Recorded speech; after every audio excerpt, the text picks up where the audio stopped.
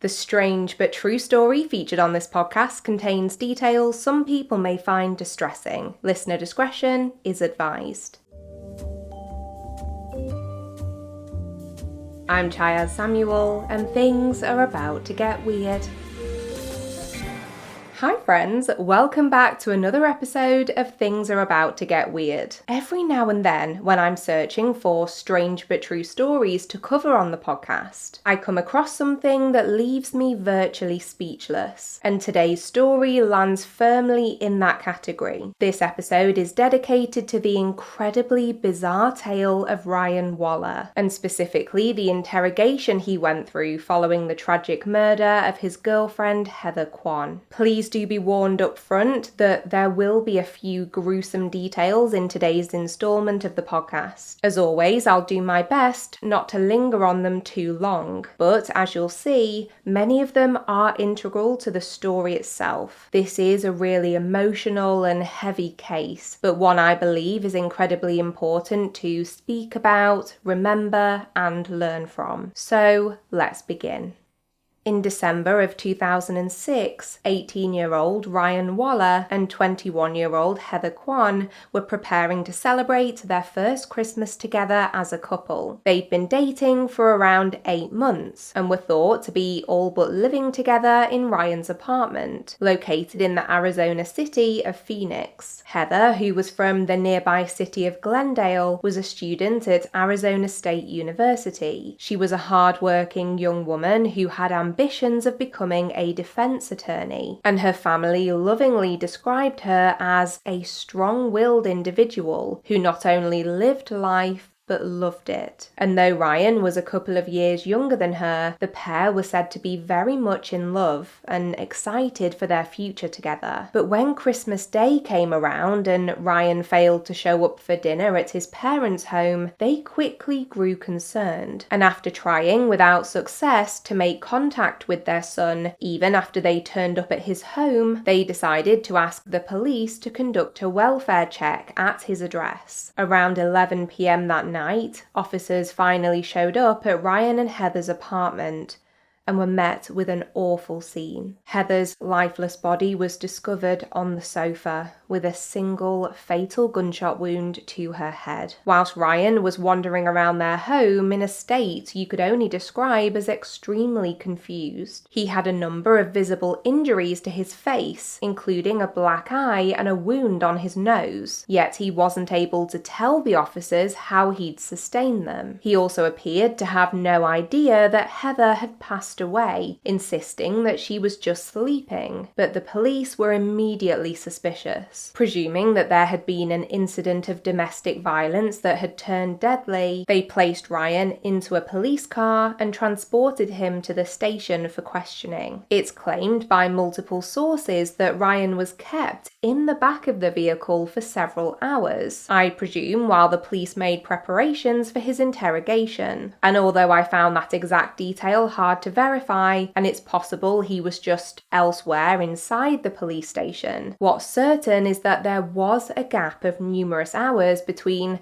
the police finding him and the start of his questioning. And it's here that this already tragic tale takes an unthinkably strange turn. Now, the reason we know so much about what transpired in Ryan's interrogation is because a video of the entire process was made available to the public and can still be watched in its entirety on platforms like YouTube. From the outset, it's nothing short of unsettling. The time and date stamps on the footage show that it was around 5:08 a.m. on the 26th of December when Ryan first enters the room and takes his seat. He's dressed in white overalls, presumably because his clothing had been taken or was being protected for forensic purposes. And the moment he sits down with a pained grunt, you can instantly see the extent of his injuries even via the grainy police department video. His eye is completely black, and this extends down to a patch on his nose. As soon as Ryan sits down, he curls his legs up onto the chair and presses his back against the wall, which to me looked like he was in self-protection mode. And whilst he's waiting for the questioning officer to enter the room, you can just see him holding and caressing his head in his hands, and occasionally making noises that clearly signify he's in pain. You can see that Ryan is constantly moving his head around as though he's experiencing discomfort. And only a few minutes in, you start to realize that his behavior is very odd indeed. At around the 3.5-minute mark, you see him notice that the handcuff attached to one of his wrists has come undone, and instead of keeping it out of sight and taking the opportunity to be more comfortable, he actually refastens it. After around 5 minutes, he crosses his arms on the table in front of him and rests his head on them as though he's sleeping, but evidently he can't settle. After a couple of officers enter the room to take pictures of his feet for evidence purposes, Ryan starts telling them that he just wants to go to sleep, and you can tell that he's got next to no energy. His whole body is kind of slumped, and he verbalizes that he wants to go home. On saying this, one of the men in the room with him replies,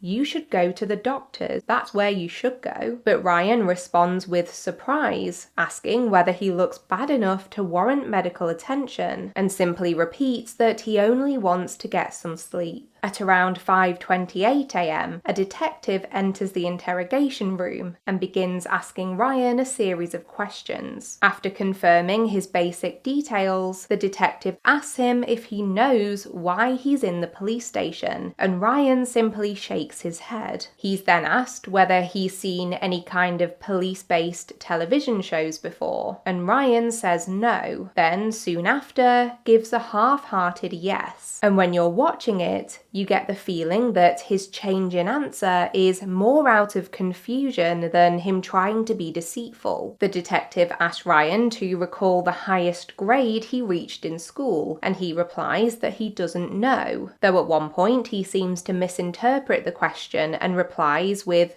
B, and he gives this same answer of "I don't know" when asked whether he has his General Educational Development or GED certificate. Remember that Ryan's only 18 at this time, so this should be information he has at his fingertips, but he seems to stumble whilst trying to think of the answers, and it only gets stranger. When he's asked whether he has a girlfriend, Ryan looks like he's genuinely struggling to respond to the question, making grunting noises which seem to signal that he genuinely doesn't know what to say, before making a sound that the detective takes as a no. But then, straight afterwards, when Ryan is asked whether he knows a girl named Heather, he immediately confirms that he does, although he seems very disorientated when trying to recall details such as her last name or how they met, and tells the officer that he believes she's 16 or 17 when she was actually 21. The next question the detective poses is around what happened to Ryan's face, and again his responses are very muddled. He starts by saying that although he's unsure, he thinks he was hit, possibly by Heather, but when the detective tries to probe deeper, Ryan becomes confused and thinks he's still trying to ascertain details like Heather's last name. He begins talking about a third figure called Christina, who he suggested was present at their apartment, but he can't recall her last name or what she looked like. He fails to remember his other flatmate Alicia when prompted, and descends into repeating what he's been telling different officers since he arrived at the station, that he just wanted to sleep. At this point, we're about halfway through the interrogation, and that weird feeling that something is definitely off is only growing louder. Ryan seems to be almost completely unable to remember anything. He keeps repeating that he doesn't know the answers to the detective's questions, and there's something about his demeanor that just makes you think he really doesn't know. He's not saying, "No comment, no comment." The way he keeps saying, "I don't don't know sounds almost pained. It's as though he's trying, but he can't access the information. Ryan does eventually seem to recall the fact that Heather is his girlfriend, but then immediately looks confused when it's suggested that she was the one who hit him and caused his black eye, saying it was actually Alicia. He's truly all over the place, but not in a frantic, panicked sort of way. He's very lethargic, but not as if he's under the influence of anything. He just seems baffled as to why he's even sat there. And then the detective drops a bombshell. He informs Ryan that a young woman was found dead on the sofa in their apartment, and this seems to trigger something in Ryan's memory. He tells the officer that, quote, these people came over, Richie and his dad, and goes on to tell a kind of garbled story about how two men had broken in and assaulted both himself and Heather with what he initially describes as bows and arrows. But his description of the weapons then changes, and he tells the detective that they had in fact used revolvers. Ryan tried his best to explain that he and his girlfriend had both been shot, saying that he had been struck in the eye, but you can just tell by the detective's reaction that he's not having any of it. He responds in an almost mocking tone and seems to dismiss Ryan's claim about his own injuries before asking him outright whether he shot Heather. Ryan grunted no and proceeded to attempt to tell another muddled story about these figures, Richie and his dad, putting him in what he described as a sleeping hold and using arrows to harm him. In an attempt to make sense of the information, although with a huge air of skepticism hanging over his words, the detective then tries to dig further into the claim that Ryan was shot. He asked whether the assailant used a BB gun, and Ryan insisted it was a revolver. The detective then responded by saying, if they shot you in the eye with a revolver, you wouldn't be talking to me right now. Now bear in mind, at this point, the detective is sitting right opposite Ryan, looking at him intently. The 18-year-old is becoming more agitated, but not in an aggressive way. He looks and sounds completely lost, bordering on bewildered, and he outright asks the detective what happened and what he has to do next in this genuinely pleading voice. And the officer replies that he needs to, quote, get your feet off my chair is number one, and that number two is for Ryan to tell him what happened to Heather. He eventually manages to explain that he was shot first before Heather was shot in the face. But when the detective questions why Ryan didn't call the police, he said, she was sleeping still and that's it, I just let her sleep. When asked what time this Richie and his dad broke in and harmed them, he said 2 a.m, to which the detective replied that that wasn't possible as Ryan was at the station at 2 a.m. So that confirms that he had now been in police custody for multiple hours. This is important. The conversation continues, and Ryan reveals that after he was shot, he just went to sleep. By now, the time is 5:52 a.m, and Ryan had been in the interrogation room since 5:08. And it's only at this point that the detective decides to take a closer look at the young man's face. After spending just a few seconds examining him properly, the detective tells the suspect he'll be right back and steps out of the room. And whilst he's alone, Ryan's physical behaviour continues to get stranger. He keeps resting his head down on the table, but largely just on one of his hands in this really unnatural position. A few minutes later, the detective returns and his whole vibe has completely changed. He tells Ryan he's going to be taken to the hospital and steps out of the room once more. When he comes back in with 3 other men who I believe were from the local fire department, he's telling them, quote, you're not going to believe this one. Then the detective explains his theory that Ryan may have actually been shot through his nose, with the bullet making its way up towards his eye, and that he now thinks the suspect may have a serious head injury. They take Ryan's blood pressure, after which he is finally taken to hospital. Though until the very end of the tape, Ryan is still clearly confused about what's happening to him. So, what on earth happened to both Ryan and of course to Heather? Well, after the interrogation concluded and Ryan was transferred to hospital, it was immediately apparent that he needed to be placed into intensive care. Why?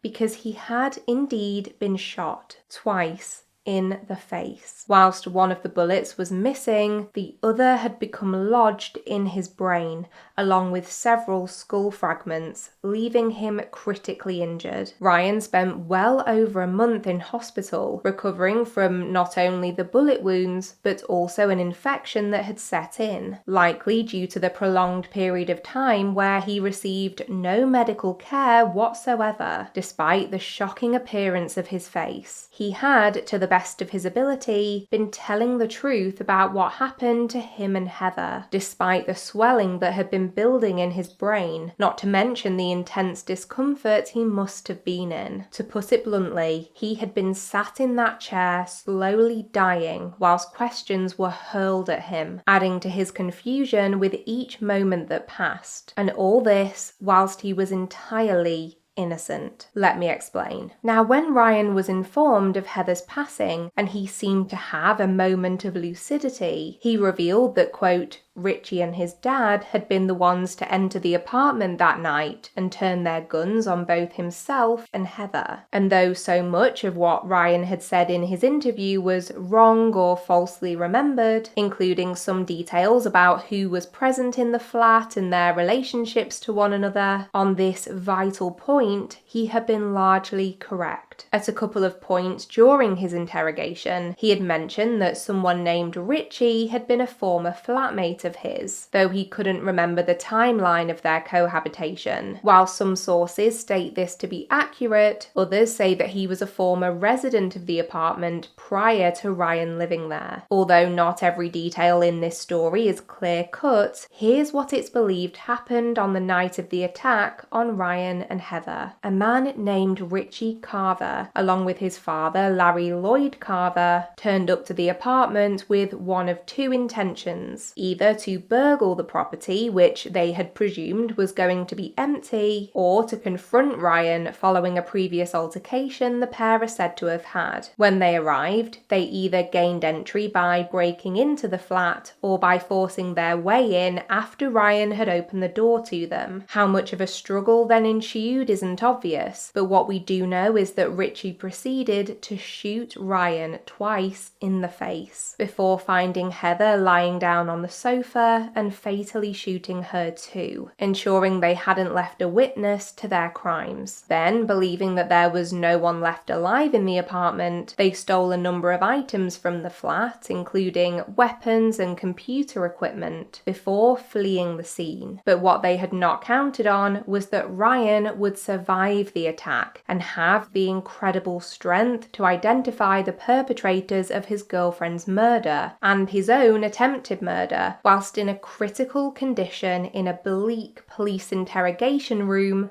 where he was being incorrectly accused of killing a person he loved. I have to be honest with you, knowing this information ahead of time and then sitting through the video of the hour-long police interview was heartbreaking. I feel like I'll never be able to forget it. So a word of warning if you were considering viewing it for yourself, that it's a very difficult and upsetting watch. So definitely proceed with caution or skip it altogether if you feel it may be a bit too much. For the first half, I just felt baffled. And listen, I'm not a police officer myself, and I'm by no means suggesting that the detective had an easy job to do. But on a human level, if I saw a person with these horrible facial injuries who was claiming to have been shot when we know he just came from a crime scene where another person had been found with a life-ending gunshot wound and was evidently acting very strangely and potentially suffering from memory loss? Why on earth would you not seek medical help for that person straight away? Even if it was suspected that he was guilty of Heather's murder, he would need to be alive in order for him to be questioned and charged and tried for the crime. Perhaps it was because it was Christmas time and maybe they had far fewer staff on shift, but I don't think it's a good enough excuse, especially because of what we'll find out shortly about Ryan's recovery. But first, I want to tell you about Richie and Larry Carver's trials. Because this story has yet another dark turn, I think it's important for us to discuss. In June of 2008, Richie Carver was found guilty on the charges of burglary in the first degree, aggravated assault, murder in the first degree,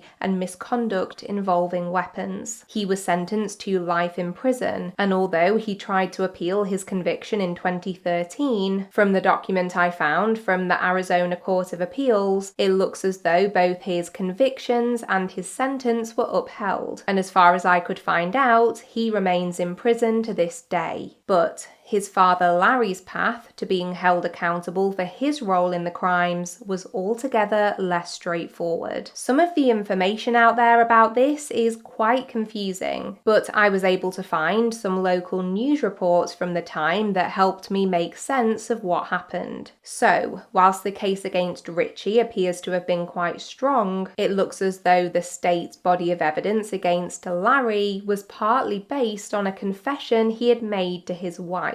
However, when it came to the trial itself, she actually decided to invoke her marital privilege, which meant that she couldn't be forced to testify against her husband. And because of this, the case against Larry ended up being dismissed. But Heather's amazing family, who had already been through so much, gathered the strength to fight back against this dismissal. They entered into a battle to change the law in regards to this concept of marital privilege, and it was a battle they won. In what became known as Heather's Law in Arizona, it would mean that a person's spouse could now be compelled to testify at trial. The fight wasn't quite over yet though, as there was then another legal campaign that had to be mounted to convince the court that this law should be retroactively applied to Larry Carver's case. Finally though, in November of 2011, it was determined that he should be re-indicted on charges of first-degree murder,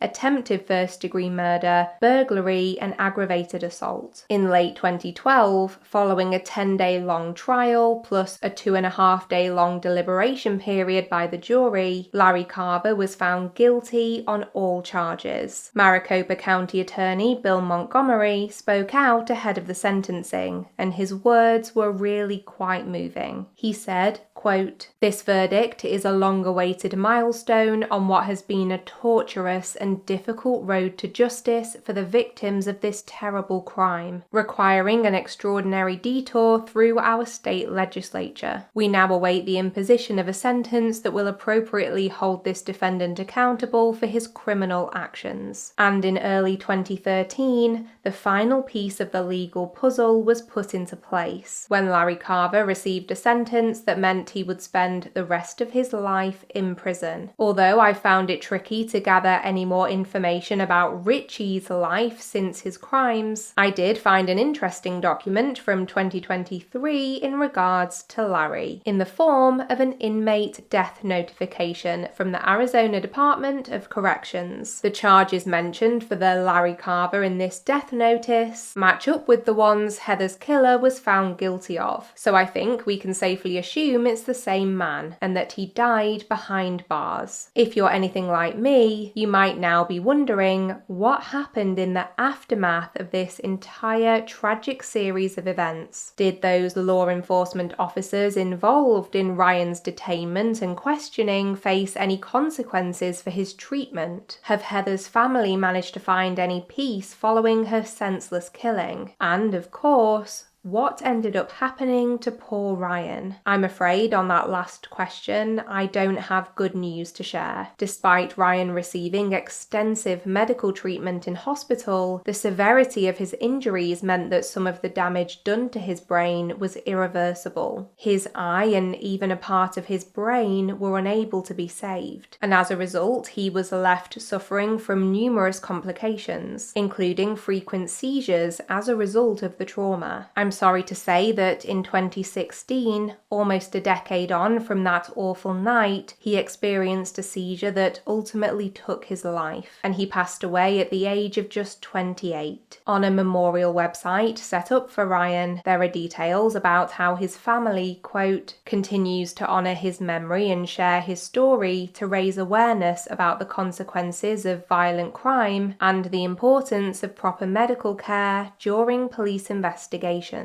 Digital tributes to Ryan continue to be left on the memorial page, with the most recent post being from this month, February of 2026, and many of the comments reflect a similar sentiment, that Ryan deserved better, which leads us back to the first question around whether the Phoenix Police Department were held accountable for the huge delay in getting him assessed by a medical professional. The short answer is no. During my research, I came across a couple of fantastic episodes from the podcast Weird True Crime, in which the hosts had actually been able to speak with Ryan's father, Don. Don revealed details about Ryan's immense physical and mental struggles following the shooting, and also about the family's attempts to try and bring a lawsuit against the Phoenix PD to try and ensure that someone assumed some responsibility for what happened to their son. But despite all of their efforts, their fight continues, and Don has been vocal about his wishes to keep shining a light on Ryan and Heather's stories. He's open about how the family work to keep Ryan's memory alive, including decorating his burial site, particularly around Christmas time, and it was very emotional to hear him talk about his son with so much love. There is truly no part of this case that isn't heartbreaking. Throughout putting this episode together, there has been something that's really stood out to me, and I wanted to mention it, even though I'm not quite sure what it may or may not point to. Now, you may have noticed that at the start of this story, I was somewhat vague about the date of the attack on Heather and Ryan, and there's a reason for that. Whilst the interrogation footage heavily implies that the crimes occurred on Christmas Day, the 25th of December, with Ryan being interrogated on the 26th, the official court documents state that the shootings took place on the 23rd of December. This is backed up by the document detailing Richie Carver's appeals process, which confirms that Heather's autopsy report indicated that she was killed on the 23rd,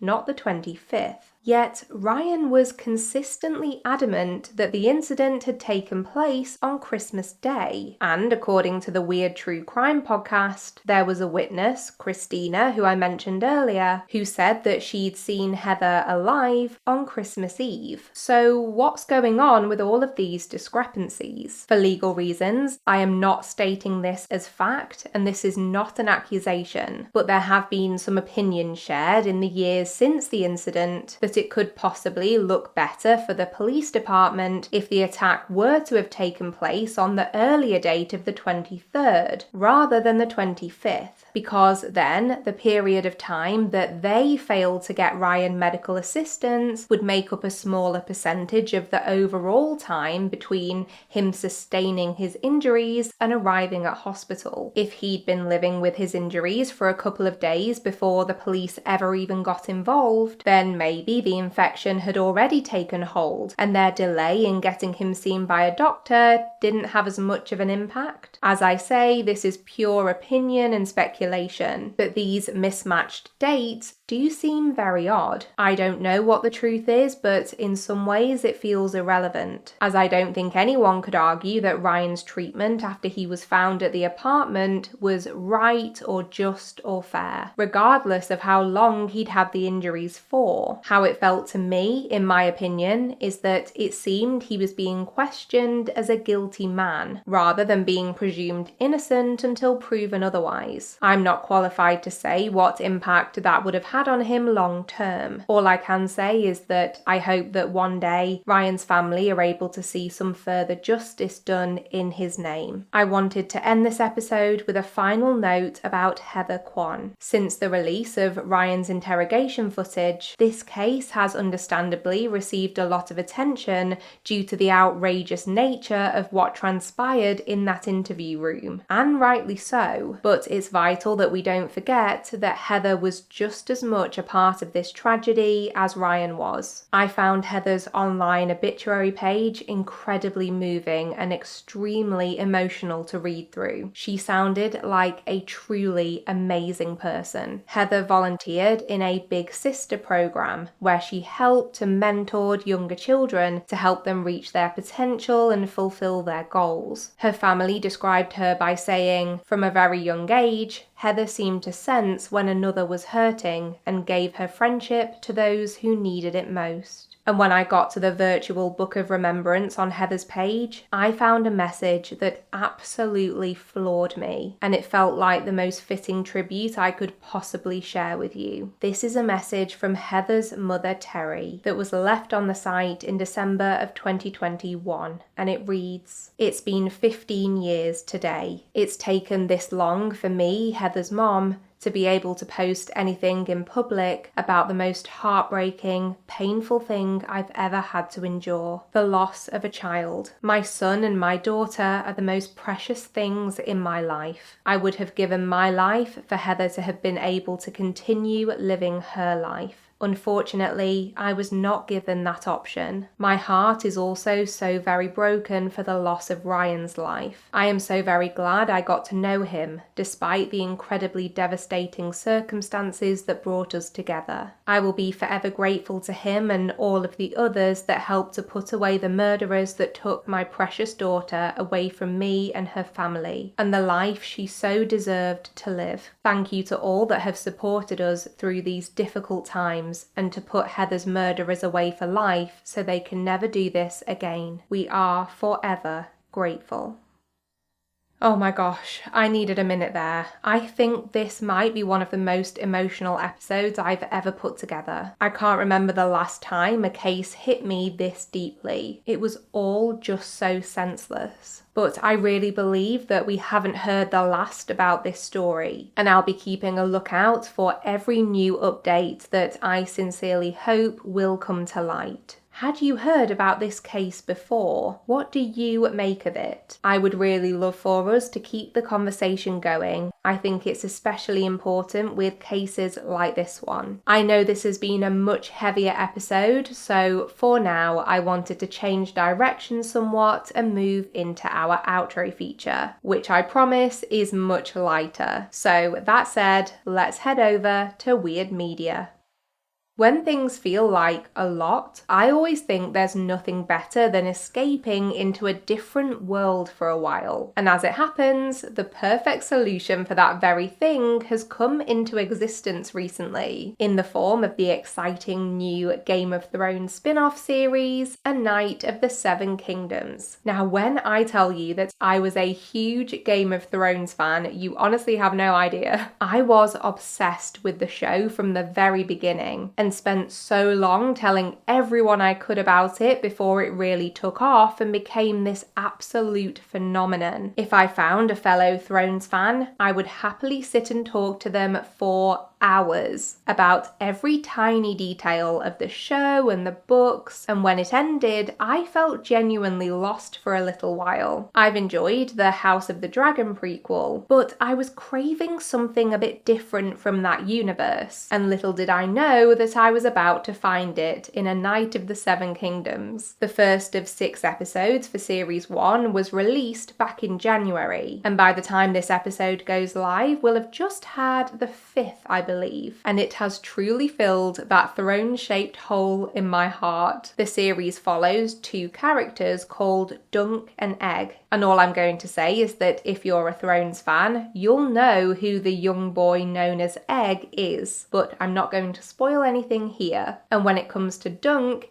He is a hedge knight, with his full title being Sir Duncan the Tall, on account of his height. And the two together are such a great double act. It's an absolute joy to watch them together on screen. The show is set kind of out in the real world in Westeros, rather than being focused on one of the major locations like King's Landing or Winterfell. And the half-hour episodes feel like these perfect little bite-sized rewards for those of us who spent so many years invested in this world created by George R.R. Martin. As I say, I'm not going to give away any of the plot today, but take my word for it. If you loved Game of Thrones, especially the earlier series, I wholeheartedly think that A Knight of the Seven Kingdoms will feel like a sort of homecoming.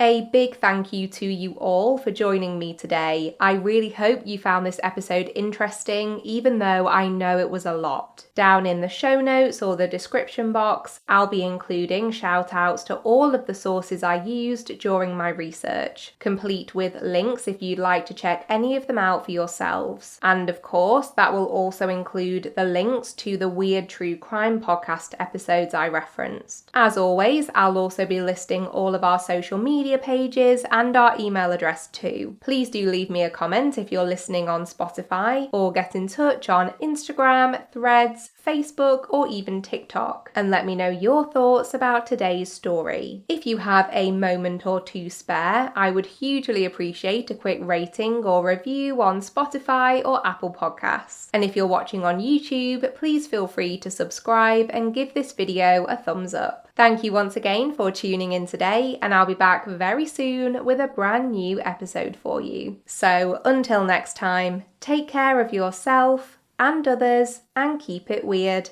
but the good kind of weird.